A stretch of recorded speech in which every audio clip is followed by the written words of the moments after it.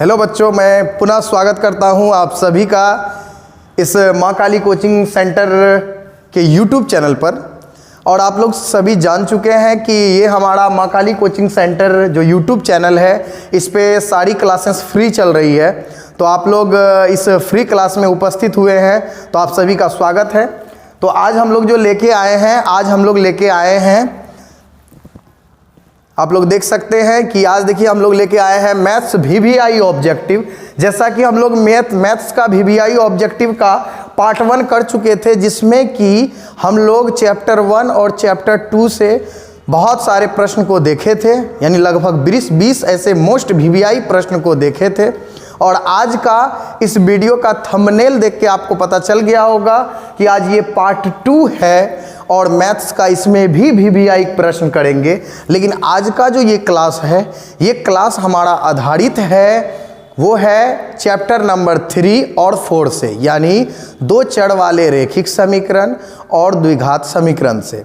तो आप लोग जान चुके हैं कि आज हम लोग द्विघात समीकरण और दो चर वाले रैखिक समीकरण के बहुत सारे प्रश्न को हल करने वाले हैं। तो आप सभी तैयार हैं। और हाँ, इससे पिछले वाला जो पार्ट 1 वाला वीडियो था, उसमें कुछ बच्चों का कमेंट भी था कि हम एक प्रश्न दिए थे कि सबसे छोटी अभाज्य संख्या कौन सी है। तो कुछ बच्चे कमेंट किए हैं, हम कमेंट पढ़ रहे हैं कि देखिए किन किन बच्चों ने कैसा कमेंट किया है। तो देखिए, एक बच्चे ने कमेंट किया है कि सबसे छोटी अभाज्य संख्या 2 है। ये है अंकिता भगत नाम से। ठीक है अंकिता भगत जी, आपका बहुत बहुत धन्यवाद। आप चैनल से जुड़े रहते हैं और आपका एकदम सही भी है कि इसका अभाज्य संख्या सबसे छोटी अभाज्य संख्या 2 है, बिल्कुल सही है आपका। और देखिए और भी बहुत सारे कमेंट हैं। जैसे एक कमेंट है सिमरन का कि सर सबसे छोटी अभाज्य संख्या 2 होता है। सिमरन जी बहुत बहुत धन्यवाद आपका। फिर उसके बाद रमन कुमार, तुम्हारा भी बहुत बहुत धन्यवाद, तुमने भी 2 आंसर किया है, बहुत अच्छा है। उसके बाद हिस्ट्री का VBI ऑब्जेक्टिव क्वेश्चन, जी बिल्कुल हिस्ट्री का भी ऑब्जेक्टिव कराया जाएगा। फिर उसके बाद एक है, अपना नाम लिख दिया करो बाबू, तब नाम बोलने में अच्छा लगता है, नहीं तो ये @ALE नन चैनल इस कुछ टाइप का नाम है। इन्होंने भी 2 आंसर किया है, बिल्कुल ठीक है।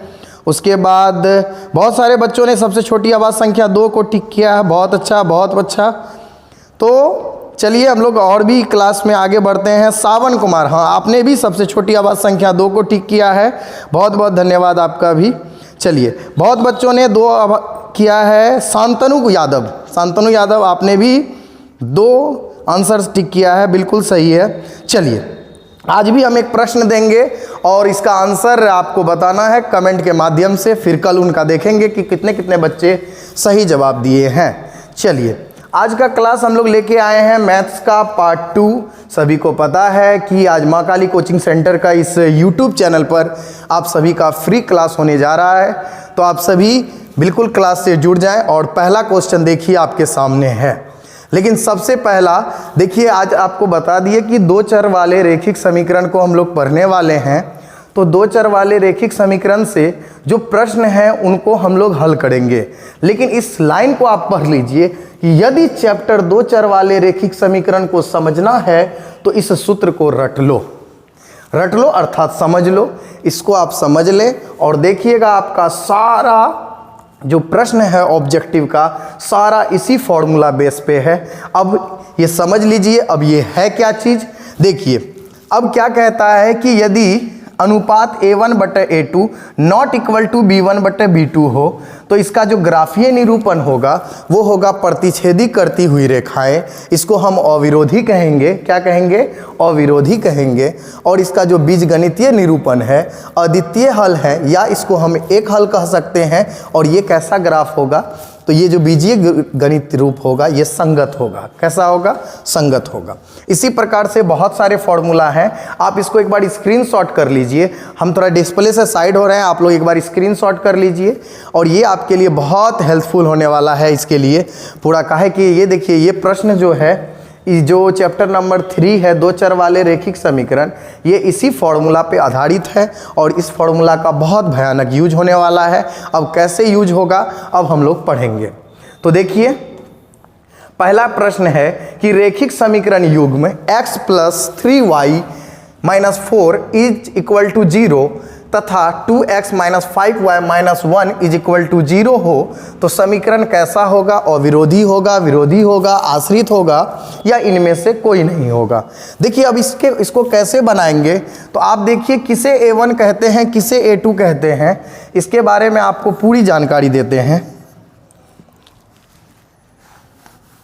तो देखिए सबसे पहला बात समझिएगा अच्छे से कि इस x के आगे में जो होता है 1 है, ये हो गया हमारा A1, और इस y के जो आगे में है ये हमारा B1 है, और ये जो संख्या है जिसमें कोई अल्फ़ाबेट नहीं है ये हमारा C1 है। क्या है? C1। तो A1 B1 C1 हो चुका है। अब ये देखिए ये हमारा A2 है और ये हमारा B2 है, और ये जो -1 हो गया ये हमारा C2 है। क्या है? हमारा C2 है।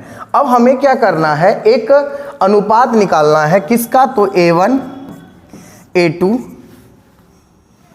B1 B2 और C1 C2 का, ये तीनों का बारी बारी से अनुपात निकालते हैं। A1 हमारा 1 है और हमारा A2 हमारा 2 है, तो 1/2 हम लोग लिख सकते हैं। फिर उसके बाद B1 हमारा 3 है और B2 हमारा कितना है? तो -5 है। ठीक है। उसके बाद हमारा C1 हमारा देख लीजिए आप, C1 हमारा -4 है, और उसके बाद C2 आप देख लीजिएगा तो ये -1 है, क्योंकि माइनस तो वहाँ रह गया तो -1 है। ठीक है। अब आप देखिए इसको कटा के, ये माइनस आपका यहीं रहेगा, माइनस माइनस कट जाएगा। आप गौर से देखिएगा A1/A2 का जो मान है वो 1/2 है। A1/A2 का मान 1/2 है। B1/B2 का मान 3/-5 है। तो ये दोनों आपस में बराबर नहीं है। इसका मतलब A1/A2 जो है ये बराबर नहीं है किसका? तो B1/B2 का। तो ये बराबर नहीं है। अब आपसे पूछ रहा है कि अगर ऐसा स्थिति है तो बताइए इनमें से कौन सा होगा? अविरोधी होगा, विरोधी होगा या आश्रित होगा या इनमें से कोई नहीं होगा। तो हम आपको बताना चाहेंगे कि देखिए कितना आसान है कि A1/A2 बराबर B1/B2 नहीं हो तब हम इसे क्या कहेंगे। तो आप देख सकते हैं यहाँ पर अभी हम आपको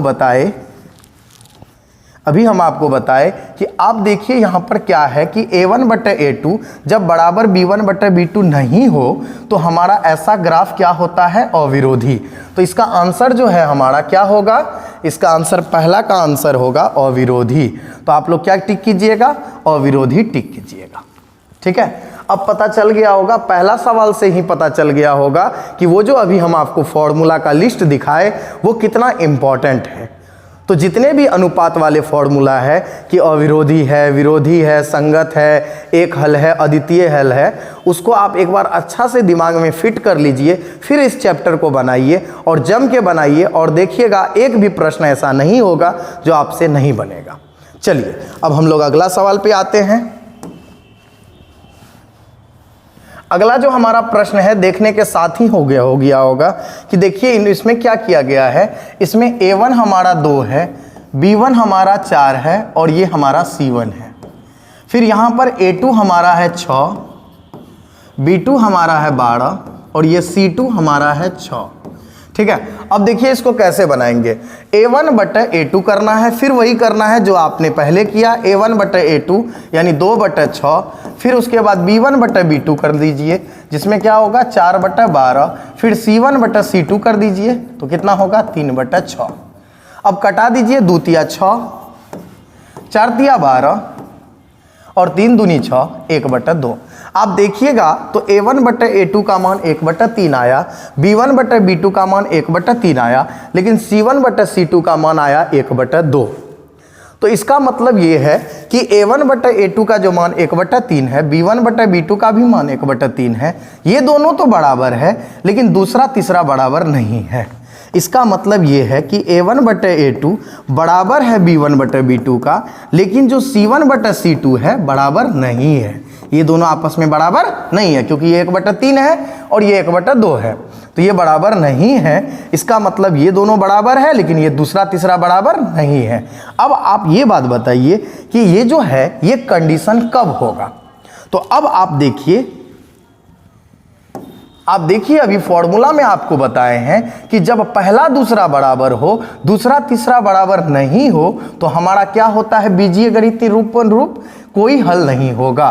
तो इसका जो हमारा 2 नंबर का आंसर है, 2 नंबर का हमारा आंसर क्या होगा कि कोई हल नहीं होगा। तो कोई हल नहीं होगा अर्थात ऑप्शन नंबर ए हमारा सही है। आई होप कि आपको समझ में आ गया होगा। देखिए मैथ एक बहुत ही अच्छा सब्जेक्ट है, समझने वाला सब्जेक्ट है, इसको हम लोग एक अच्छे से समझेंगे, ठीक है। कहीं भी आपको डाउट हो आप कमेंट करें कि सर ये वाला क्वेश्चन में हमको दिक्कत हो गया, हम नहीं समझ पाए, हम अगले दिन फिर उसी क्वेश्चन को फिर से पुनः समझा देंगे।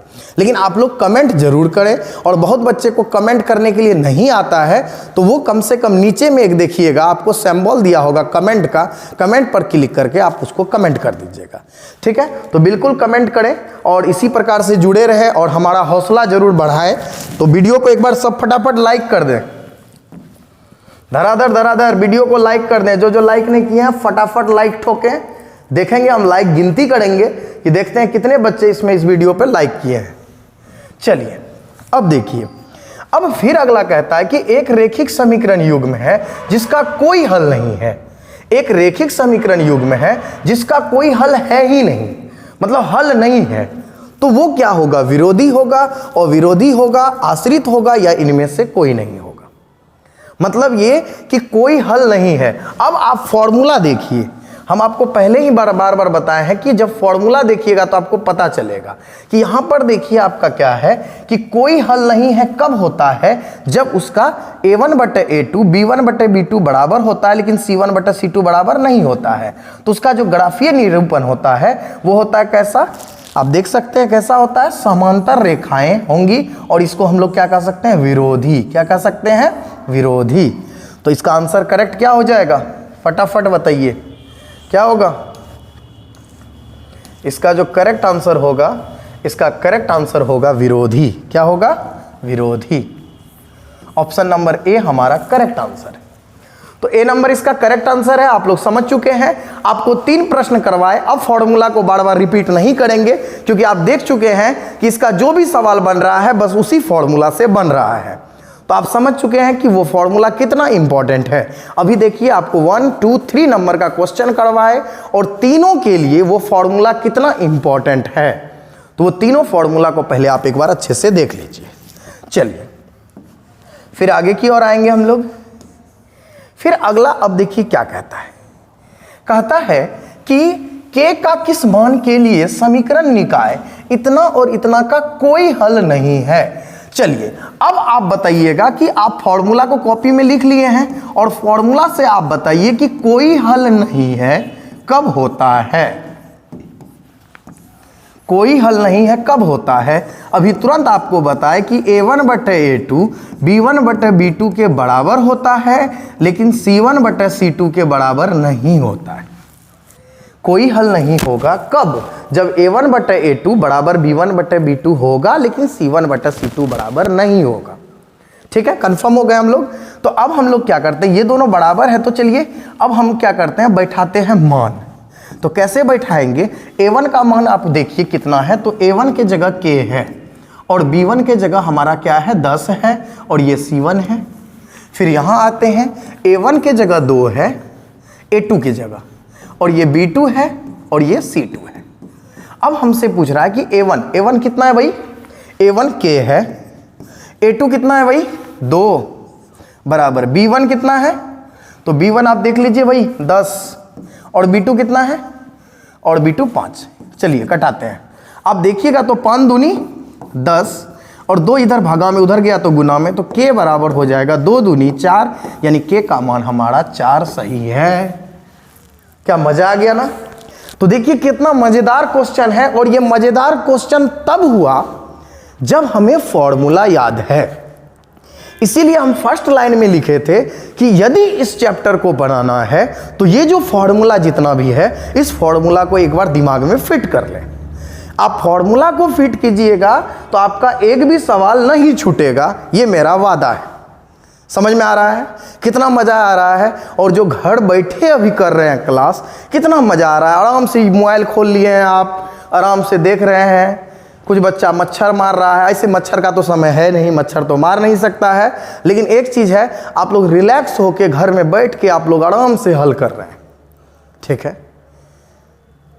तो हल करते हैं तो थोड़ा सा अगर इस वीडियो को पूरा देखिएगा तो इससे होगा क्या, आपका 3 और 4 लेसन से आपका सारा कॉन्सेप्ट क्लियर हो जाएगा।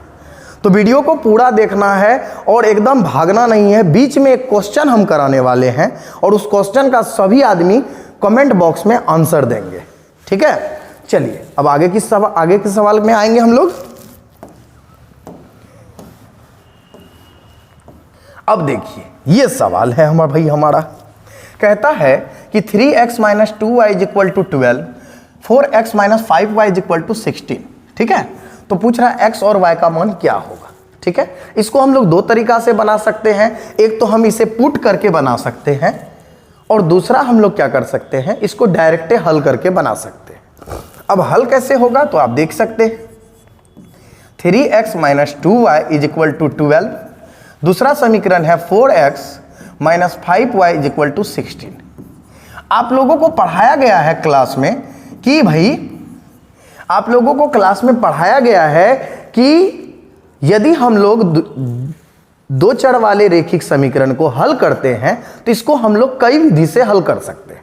एक तो ग्राफ विधि जो कि 5 नंबर में आउट ही आउट है, दूसरा हम लोग क्या कर सकते हैं, विलोपन विधि से हल कर सकते हैं, प्रतिस्थापन विधि से हल कर सकते हैं और वज्र गुणनखंड विधि से हल कर सकते हैं। तो मेरा सबसे फेवरेट जो है वो विलोपन विधि है, हम विलोपन विधि से बना लेते हैं। आपको जो इच्छा करे उस विधि से आप हल कर सकते हैं, लेकिन मेरा फेवरेट विलोपन विधि है, तो इसको अभी हम विलोपन विधि से देखेंगे। विलोपन विधि में क्या होता है, पहले बैलेंस करना होता है। तो बैलेंस कैसे है, अब ये ऊपर पे 3 है, यहाँ 4x है, कभी तो कट नहीं सकता है, तो ई 4 को क्या करेंगे, ऊपर का से गुना कर देंगे और ई 3 से निचल का को गुना कर देंगे। अब भाई गुना करते हैं तो 4 तिया 12x आता है, फिर माइनस 4 दूनी 8y आता है, फिर 12 चौके 48 आता है, फिर इसको गुना करेंगे भाई 3 को, 3 चक्की 12 आएगा, 12x माइनस 5 तिया 15y इज इक्वल टू 16 तिया 48, ठीक है। माइनस सबको पता है कि घटा में नीचे का चिन्ह बदल जाता है, ये प्लस है तो माइनस, माइनस है तो प्लस, यहाँ प्लस है तो माइनस। 12x में से 12x गया, कहानी खत्म।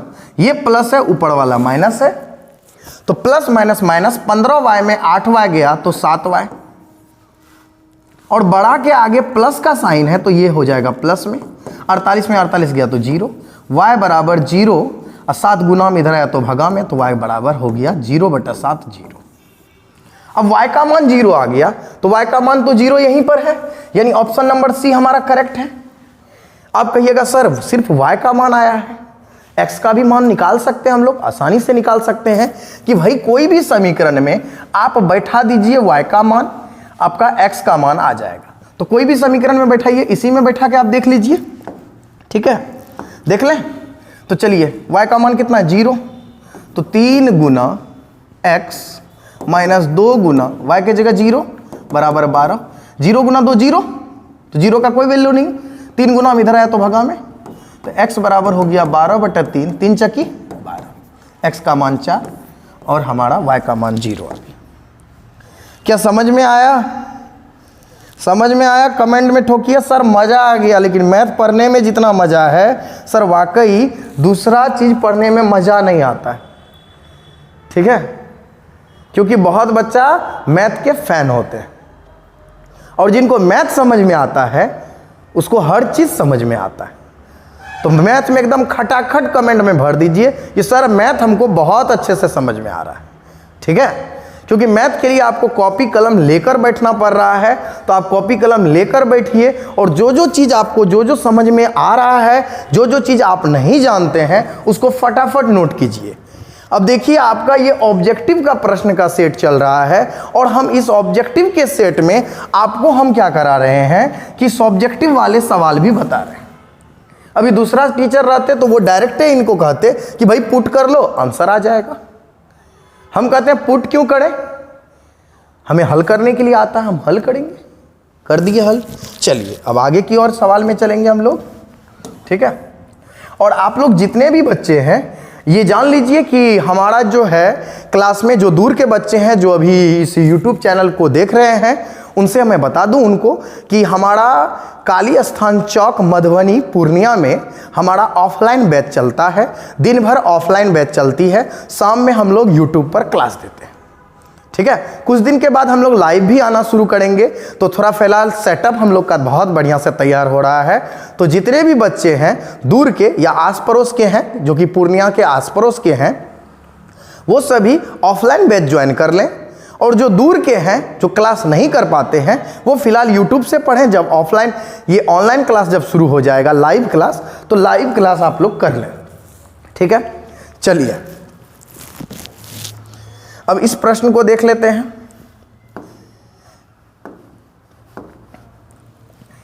इस प्रश्न में क्या कहता है कि एक समीकरण दिया हुआ है x + y = 5 के कितने हल होंगे। भाई इसके कितने हल होंगे? समीकरण तो एक है, ठीक है, समीकरण तो एक है, तो इसके कितने हल हो सकते हैं? तो हम लोग कहते थे समीकरण तो एक है, तो समीकरण एक के कितने हल होंगे। ठीक है, जब समीकरण एक हो और पूछे कितने हल होंगे, तो आप कहिएगा कि सर इसके अनेक हल होंगे। कितने हल होंगे? अनेक। कैसे? अब x के जगह अगर 3 बैठाते हैं, जोड़ y = 5, 3 प्लस में उधर गया तो माइनस में, 5 घटा 3, y बराबर हो गया 5 में 3 गया 2, एक हल हो गया। कोई कहेगा सर हम 2 बैठाएंगे, भैया बैठाइए। कोई कहेगा 1 बैठाएंगे, भैया बैठाइए। जितना बैठाना है आप बैठाइए, लेकिन समीकरण एक है तो इसके अनेक हल होंगे। आई होप कि आपको समझ में आ गया होगा। चलिए अब हम लोग नेक्स्ट क्वेश्चन की ओर आएंगे। चलिए अब हमारा क्वेश्चन है कि जिस समीकरण निकाय का अद्वितीय हल होता है वह समीकरण निकाय क्या कहलाता है। जिस समीकरण निकाय का अद्वितीय हल होता है वह समीकरण निकाय क्या कहलाता है। अभी आपको हम फर्स्ट में बताएं कि अद्वितीय हल कब होता है, जब a1/a2 ≠ b1/b2 हो, यानी a1/a2 बराबर नहीं हो b1/b2 का, तब होता है हमारा अद्वितीय हल या एक हल, या एक हल। और इसको हम लोग कहते हैं अविरोधी। क्या कहते हैं? अविरोधी। तो हमारा आंसर क्या होगा? अविरोधी। समझ में आ गया? मजा आया? ठीक है, चलिए अब आगे की ओर बढ़ते हैं हम लोग। मजा तो बहुत आ रहा है, ठीक है। चलिए अब अगला क्वेश्चन है कि समीकरण निकाय ये दिया हुआ है, कहता कोई हल नहीं होगा। कब? ठीक है, अब कहता है कि जब कोई हल नहीं होगा तब इनमें से कौन सा कंडीशन सही है। चलिए अब हम आपको बताते हैं। ये तो हमारा होगा नहीं, क्योंकि इसमें अगर ये बराबर है तो यहां C1/C2 होना चाहिए था। चलिए ये तो होगा नहीं, क्योंकि इसमें एक हल होते हैं।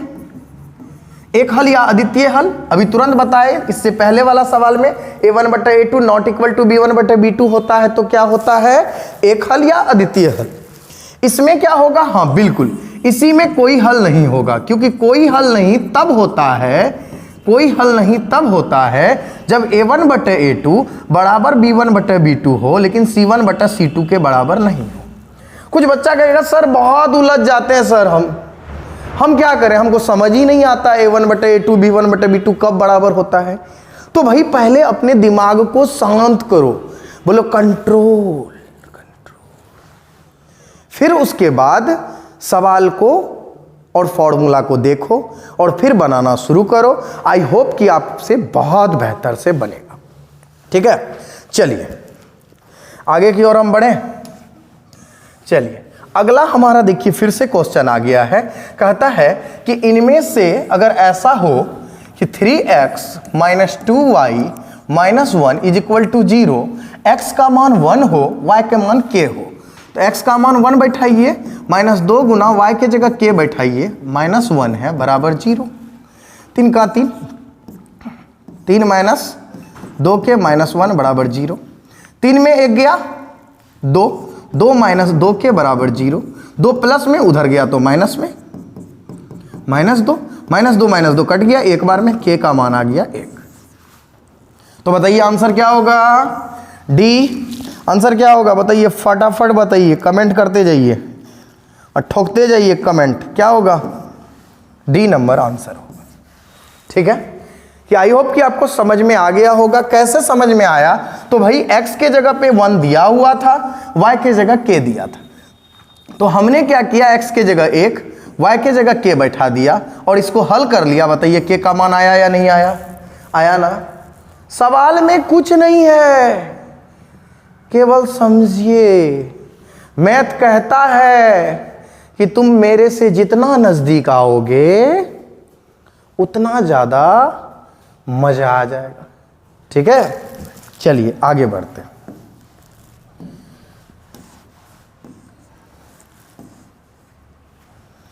चलिए, अब तो बहुत बच्चा के मन में हो गया होगा कि सर वाकई मैथ मजा आ रहा। पहला वीडियो देखे और भी मजा आया, दूसरा वीडियो देखे ये तो और भी मजा आ रहा है।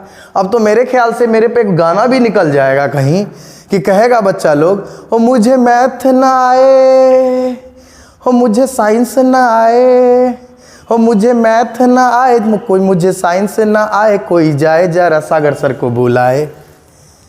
न जाने कहाँ प्लस खो गया और न जाने कहाँ माइनस खो गया। ठीक है, तो सागर सर हैं तो मैथ साइंस में दिक्कत लेने की ज़रूरत नहीं है। आपका मैथ आपकी मुट्ठी में है, आपका साइंस आपकी मुट्ठी में है। एकदम तोड़ देंगे, फोड़ देंगे, एकदम रिजल्ट के दिन झंडा गाड़ देंगे। पूरे बिहार में चलेगा बाहर। ठीक है, और ठंडी बढ़ गया है, सुबह सुबह बहुत ज़्यादा ठंडी लगता है। ठीक है, और जो दूर के बच्चे हैं, अगर कोई दूर के बच्चे देख रहे हैं जो बिहार से बाहर है, तो उनको हम यही कहेंगे, आइए ना हमारा बिहार में, ठंडी मार देगा कपार में। कहाँ मारेगा भाई? कपार में। चलिए आगे की ओर बढ़े। चलिए इस प्रश्न को देखते हैं। कहता है कि P के किस मान के लिए, क्या कहता है कि भाई P के किस मान के लिए समीकरण जो इतना है और दूसरा समीकरण हमारा इतना है का कोई हल नहीं होगा।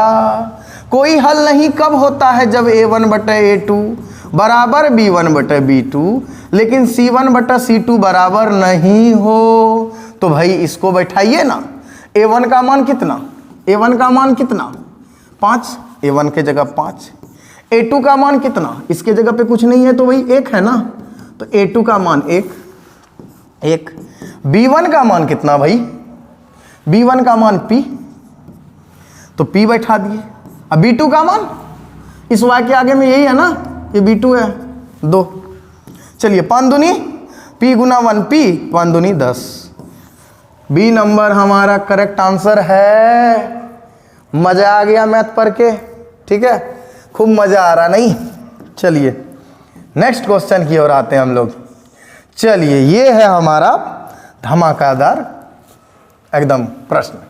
कहता है 10 to the power 2y is equal to 25, 10 to the power minus y बराबर क्या होगा? ठीक है, अब देखिए 10 पे पावर 2y बराबर 25 दिया हुआ है।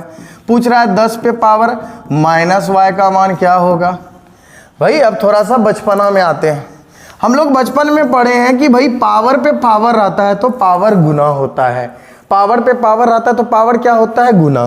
तो क्या यह हम नहीं लिख सकते हैं इसको 10 पे पावर y पे पावर 2, क्योंकि 2 गुना y तो 2y होने वाला है, क्योंकि पावर पावर गुना हो जाता है, तो 2 गुना y 2y, 10 का 10। तो क्या हम इसको लिख सकते हैं या नहीं लिख सकते हैं? 10 पे पावर y बराबर पे पावर 2, इधर 25 का 25 है, क्या है कोई दिक्कत? अच्छा इधर स्क्वायर है तो उधर जाएगा तो रूट।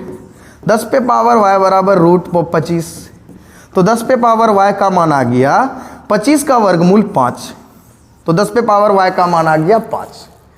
तो पूछ रहा है 10 पे पावर माइनस y क्या होगा? तो बिल्कुल इसको पलटा देंगे। 10 पे पावर माइनस y बराबर होगा, इसको पलटा दीजिए तो 5 नीचे आ जाएगा तो 1/5 हो जाएगा। ऑप्शन नंबर ए हमारा करेक्ट आंसर है। ऑप्शन नंबर ए हमारा करेक्ट आंसर है। तो आई होप कि आपको समझ में आ गया होगा। बड़ा मस्त सवाल था। तो ये जो 11 सवाल आप देखे, ये सारा सवाल 2 चर वाले रेखिक समीकरण का था। आई होप कि 2 चर वाले रेखिक समीकरण आपके दिमाग में फिट हो गए होंगे, और जिनको फिट नहीं हुआ है वो एक बार फिर से पुनः देख लें। कहा कि मेरे ख्याल से 15-20 मिनट में आपका जीवन जो है ना आबाद होने वाला है। चलिए आगे बढ़ते हैं हम लोग, ठीक है। अब देखिए इसमें क्या है भाई, कहता है कि यदि समीकरण, ये तो द्विघात समीकरण का है, अब मजा आने वाला है। कहता है कि यदि समीकरण 2x² minus 8x plus k is equal to 0 के मूल बराबर हो तो k का मान क्या होगा। अब मूल बराबर कब होते हैं, ठीक है, सुनिएगा। मूल बराबर तब होते हैं जब विवेचक जो होता है, विवेचक यानी d जो है, d का मतलब b² minus 4ac, b² minus 4ac जब हमारा हो जाता है 0। b² माइनस 4ac हमारा क्या हो जाता है 0। तो b² माइनस 4ac जो है यानी विवेचक 0, b² माइनस 4ac 0। तो अब आप क्या कीजिए, इस पे बैठाना शुरू कीजिए, देखिए हल हो जाएगा। ये हमारा a होता है, x² के आगे में जो है वो a है, x के आगे में जो है ये हमारा b है, और ये जो है हमारा c है। अब देखिए फॉर्मूला है कि b² माइनस 4ac बराबर 0, b² माइनस 4ac बराबर 0। तो अब b के जगह हमारा -8 है, तो -8 का स्क्वायर माइनस 4 गुना a के जगह हमारा कितना है 2 है, और c के जगह हमारा कितना है k है, बराबर 0। चलिए हल करते हैं। 8 64 माइनस का स्क्वायर प्लस 4 दूनी 8, 8 के बराबर 0, प्लस 64 उधर गया तो -64 यानी -64, 0 0 कट गया। 8 64 के का मान आ गया 8। कहीं है क्या, दिख रहा है 8, कहाँ दिख रहा है, सी में ठोक दीजिए, घंटा दबा दीजिए सी पर, ठीक है। ये हमारा सी करेक्ट आंसर है, ठीक है। चलिए अब आगे की ओर बढ़े। अगर जो बच्चे कमज़ोर हैं, ठीक है, जो बच्चे कमज़ोर हैं, हम लोग करते हैं ऐसा कि थोड़ा सा इसको देख लेते हैं, ठीक है। अच्छा चलिए कोई बात नहीं, यहाँ हम लिख देते हैं कि k बराबर 8, k बराबर 8, ठीक है, ठीक। चलिए अच्छा रहने देते हैं, कोई बात नहीं, ठीक। अब आगे बढ़े हम लोग, ठीक है। तो आगे की ओर आते हैं हम लोग सवाल पे, भाई मज़ा बहुत आने वाला है, ठीक है। अब 13 नंबर सवाल लेके हम आए हैं आपके बीच। कितना नंबर, 13 नंबर। 13 नंबर का जो सवाल है ना, काफ़ी खतरनाक सवाल है। खतरनाक है नहीं, बहुत आसान है, क्योंकि कहता है कि विवेचक क्या होगा। विवेचक का मतलब, विवेचक बराबर फॉर्मूला क्या है ना, विवेचक को हम लोग किससे सूचित करते हैं, डी से, बड़ी डी से। और डी का फॉर्मूला आपको पता है कि b² माइनस 4ac होता है भाई। अब b² माइनस 4ac होता है, तो b के जगह जो मान है वो बैठाएंगे। अब b के जगह 2 है तो 2 का स्क्वायर बैठाएंगे, -4 गुना a के जगह हमारा कितना है, ओ यहाँ सॉरी 4 है, b के जगह -4 है, तो -4 का बैठाएंगे स्क्वायर, -4 गुना a के जगह बैठाएंगे 2, और c के जगह बैठाएंगे कितना 3। ये c है, ये b है, और ये a है। c के जगह बैठाएंगे 3, ठीक है। अब इसको हल करते हैं। 4 चौके 16 माइनस का स्क्वायर प्लस माइनस 4 दूनी 8, 8 24। अब देखिए 24 में 16 जाएगा तो -8, यानी ऑप्शन नंबर सी मेरा करेक्ट आंसर है। मजा आ गया ना एकदम। विवेचक यानी डी, और डी बराबर फॉर्मूला आपको पता होना चाहिए b² minus 4ac, b² minus 4ac। अब b के जगह जो है वो बैठा दिए, 4 गुना a के जगह जो है बैठा दिए c के जगह।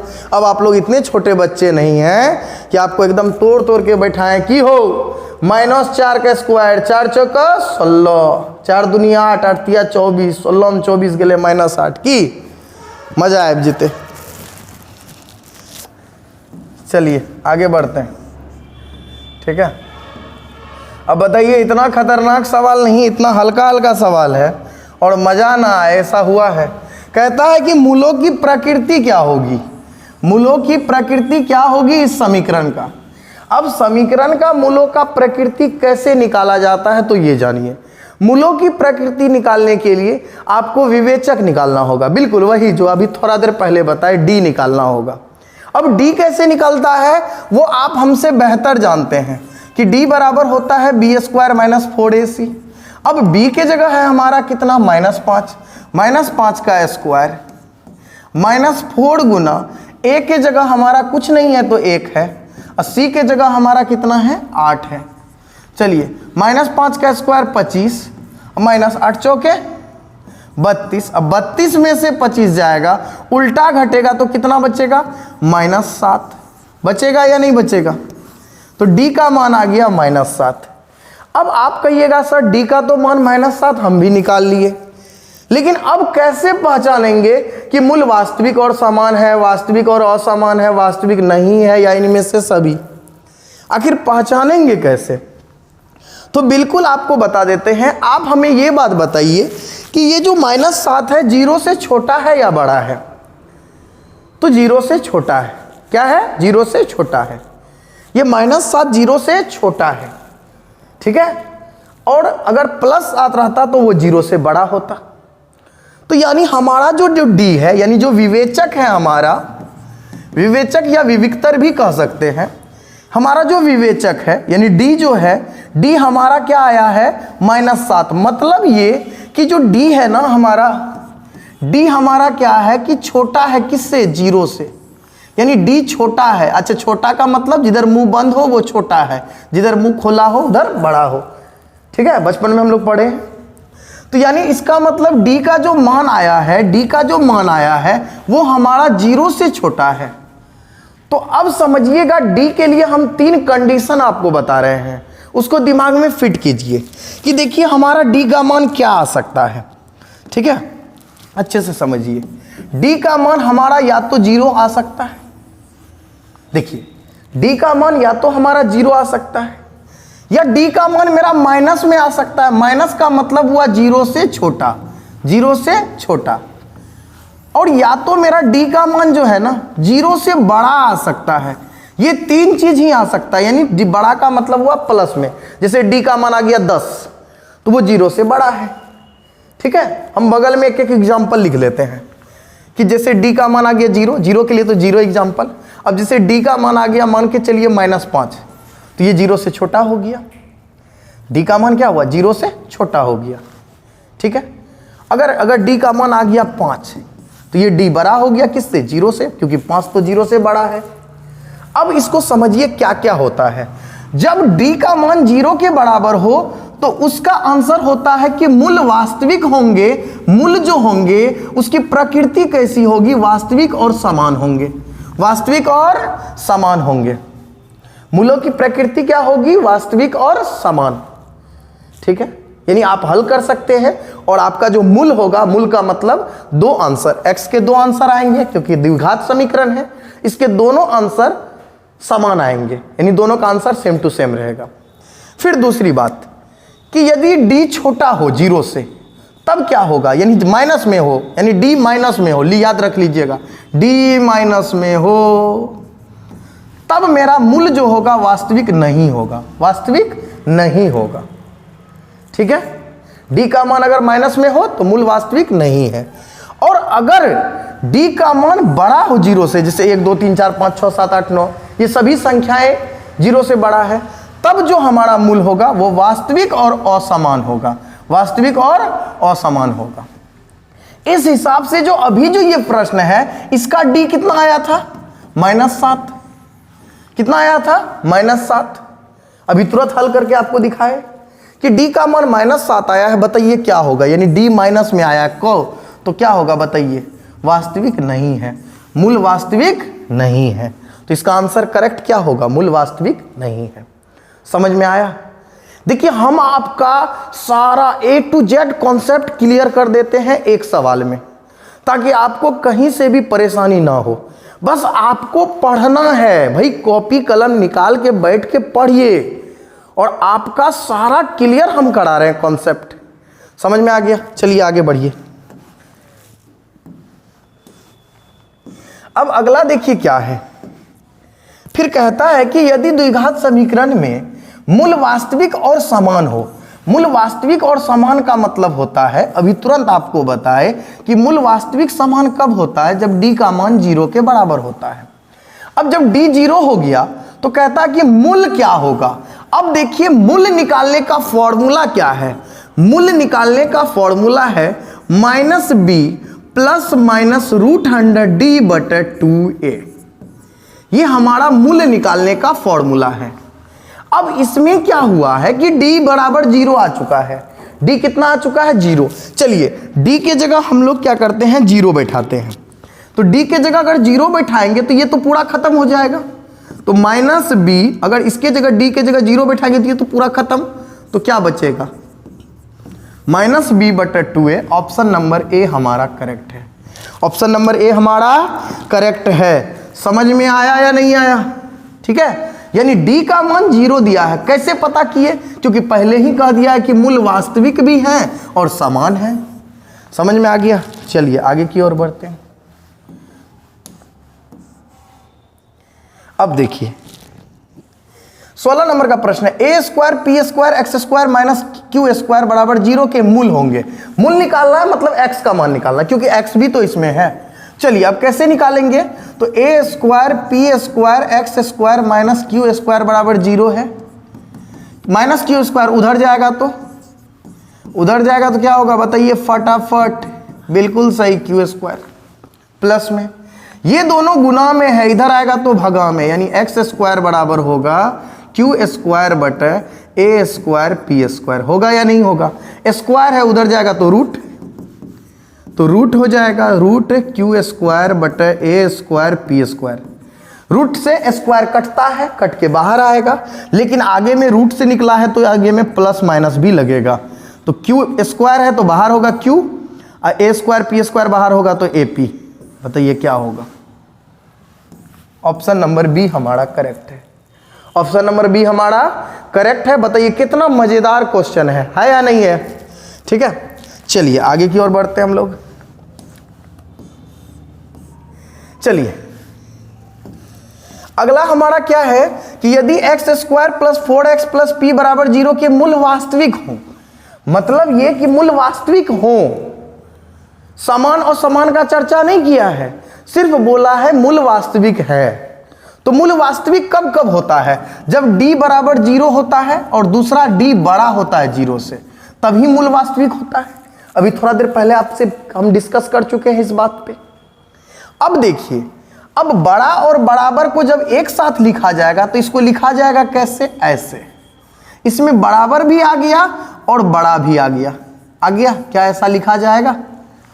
अब इसको हल करते हैं तो d बराबर क्या होता है? b² - 4ac। ये भी बड़ा होगा, बराबर होगा 0 से। अब b के जगह है हमारा 4 का स्क्वायर -4 गुना a के जगह कितना है भाई? कुछ नहीं है तो 1 है।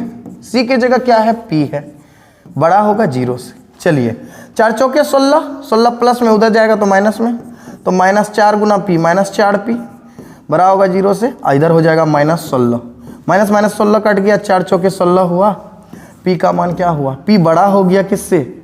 p बड़ा और बराबर हो गया 4 से। बताइए क्या होगा? फटाफट बताइए क्या होगा? तो फटाफट देखिए ऑप्शन नंबर कहाँ है भाई? Option number C is correct answer. मजा आ रहा है ना? मजा इसलिए आ रहा है क्योंकि आप अस्थिर से अभी तक वीडियो को देख रहे हैं। अगर चाहते तो आप छोड़ के भी जा सकते थे औरों के तरह। कुछ बच्चे 1 मिनट देखेंगे ऐसे करके टिप टिप, बाप रे बाप, भारी भारी। अच्छा फॉर्मूला याद करबे तो पढ़बे, काल से पढ़बे। कुछ स्टूडेंट ही कहते हैं अब जो है ना 1 तारीख से एकदम मन लगा के पढ़ेंगे, 14 दिन हुमच के पढ़ेंगे, फूलम फूल जाके एग्जाम में लिखेंगे। कल करे सो आज कर, आज करे सो अब, कबीर जी कह गए हैं। समझ में आ गया? कल करे सो आज कर, आज करे सो अब। यानी आप कल को मत टालिए, अभी से पढ़िए। ठीक है, रात में हो सके तो कम सोइए। ठंडी में सोने में खूब मज़ा आता है, हमको भी मज़ा आता है। तो सोना कम है, पढ़ना ज़्यादा है। ठीक है, क्योंकि जिस दिन एग्ज़ाम का रिजल्ट आएगा उस दिन आपको जो अंदर से खुशी मिलेगा वो खुशी को आप बयां भी नहीं कर पाइएगा। ठीक है, और याद रखिएगा हमेशा लोग कामयाबी देखता है, स्ट्रगल नहीं देखता आप उसके पीछे कितना मेहनत किए हैं। हमेशा यही कहेगा कि आपका नंबर कितना आया है। ठीक है, तो नंबर के पीछे भागना है, बहुत कम समय है भाई। आगे बढ़ते हैं, 17 हो चुका है, 18। अब 18 में x - y बराबर 6 है। कहता है x square plus Y square बराबर 30 है, एक्स इंटू वाई का मान क्या होगा? भाई एक्स माइनस वाई बराबर 6 है ना, दोनों तरफ स्क्वायरिंग कर दीजिए। तो इसका फॉर्मूला क्या होगा? ए माइनस बी का whole square, A square plus B square minus 2ab बराबर 6 के कितना? 32 की 36, 36। X square plus Y square का मान कितना दिया है? 30। 30 माइनस 2xy बराबर 36 प्लस 30 उधर जाएगा तो माइनस में, तो माइनस 2x बराबर 36 में 30 गया 6, 2 तिया 6, माइनस उधर चला जाएगा, x इंटू वाई बराबर -3 है। Option number D. देखिए कितना फास्ट में, चाहेंगे तो तुरंत तुरंत उड़ा देंगे सवाल को, और चाहेंगे तो एक एकदम धीरे धीरे भी चलेंगे। ठीक है, समझ में आ गया? कितना आसान था, है था कि नहीं था? क्या किए? दोनों तरफ स्क्वायरिंग कर दिए। स्क्वायरिंग करने के बाद इसका a माइनस बी का होल स्क्वायर पे फॉर्मूला लिख दिए, इधर 6 के 36 लिख दिए। बाकी तो आप लोग समझदार हैं कि भाई 30 इधर है प्लस में, उधर जाएगा माइनस में। क्यों? अब 19 नंबर कहता है कि भाई d का मान निकालिए, फिर विवेचक आ गया। नहीं, चलिए विवेचक बराबर क्या होगा? d बराबर निकालने के लिए वही कह रहा है बी स्क्वायर माइनस 4ac बराबर 0। अब बी स्क्वायर माइनस 4ac बराबर 0, तो b के जगह पे कितना लिखेंगे? 3√3 का स्क्वायर माइनस 4 गुना a के जगह कितना लिखेंगे?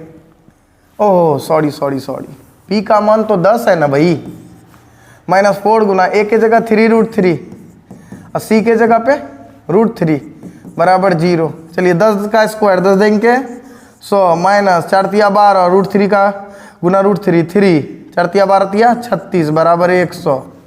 ओ बराबर 0 का है लिख दिए भाई। 100 में 36 गया 64। आंसर कहाँ गया? Option number C. कितना डी निकाले? विवेचक निकालते निकालते हम थक गए, और आप समझते समझते नहीं थक रहे हैं। भाई समझ लीजिए, भाई डी बार निकालना है, बी स्क्वायर माइनस 4ac पे हल कर दिया, आंसर आ गया। क्या है कि नहीं है? चलिए अभी हम एक क्वेश्चन पूछने वाले हैं आपसे, और आपका कमेंट बड़ा मायने रखेगा मेरे लिए। अब देखिए ये क्या कहता है भाई कि बी स्क्वायर माइनस 4ac जो है ना छोटा है 0 से। ठीक है, तो मूल कैसे होंगे? बी स्क्वायर माइनस 4ac को क्या कहते हैं? डी। डी छोटा होगा 0 से कब? अब आप बताइए, जब d छोटा हो 0 से तो क्या होता है? वास्तविक नहीं होता है भाई साहब। अभी तुरंत हम बताए हैं कि जब d जो है ना छोटा हो जाए, देखिए छोटा है ना 0, इधर मुंह बंद है, तो d छोटा है। d क्या है? छोटा है किससे? 0 से, तो वास्तविक नहीं होगा। ठीक है, चलिए समझ में आ गया होगा। आई होप कि आपको ये सारा 20 क्वेश्चन बढ़िया से समझ में आ गया होगा। तीसरा जो हमारा वीडियो आएगा वो हमारा एपी का आएगा। क्या आएगा? एपी का। और आप लोगों का सबसे प्यारा अगर चैप्टर होगा तो वो एपी है, हम जानते हैं। तो चलिए एपी का आएगा। चलिए आज के लिए एक होमवर्क के रूप में, ताकि क्वेश्चन आप कमेंट में आंसर बताइएगा। कमेंट में क्या है ना, एक छोटा सा क्वेश्चन हम दे रहे हैं। ठीक है, क्वेश्चन क्या है हमारा कि यदि ये क्वेश्चन ध्यान से रखिएगा अच्छे से, यदि एक्स स्क्वायर माइनस 7x, अच्छे से याद रखिएगा, ठीक है, प्लस 12 बराबर 0 हो।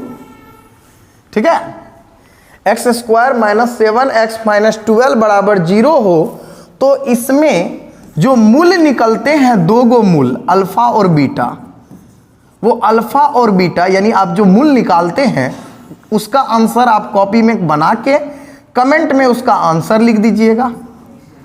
और एक चीज, जो अल्फा उल्फा बीटा नहीं जानते हैं वो क्या कीजिएगा, कम से कम इसका आप लोग विवेचक निकाल के लाइएगा। विवेचक कमेंट करें कि विवेचक कितना होगा। ठीक है, यानी विवेचक मतलब डी का मान कितना होगा, कमेंट में आप लोग कीजिए। और कमेंट में जितने भी आदमी कमेंट करेंगे, कल सभी पुनः उन सभी का इस YouTube के माध्यम से नाम लिया जाएगा कि किसने कितना आंसर किया। आई होप कि आपको ये 20 क्वेश्चन समझ में आ गया होगा। आज का वीडियो यहीं समाप्त करते हैं, मिलते हैं कल एपी के साथ और त्रिभुज के साथ। धन्यवाद।